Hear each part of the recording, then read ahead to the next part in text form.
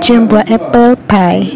Kadang beli buat apple selalu tak habis. Kali ni Kak nak buat apple pie. Kita masukkan butter, cairkan butter, masukkan apple yang diradu kecil. Kemudian Kak nak taburkan gula perang dan juga gula pasir. Kemudian masukkan sedikit tepung jagung dan juga air sampai dia pekat. Matikan api dan sejukkan.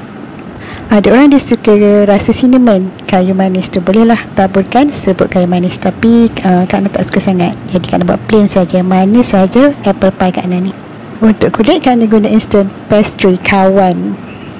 Mudah je, kita nyah bekukan dulu, kemudian letak inti di tengah dan lorekkan di bahagian luarnya supaya masak sekata di bahagian dalam lah. Tapi inti tu dah masak, cuma nak bagi garing lah luar dan dalam. Untuk lebih berkilau kuning dia, Kak nak sapukan kuning telur. Apple pie mudah ni guna air fryer sahaja pada laras suhu 180, masak 10 hingga 15 minit. Bergantung pada saiz lah. Dan dah siap apple pie.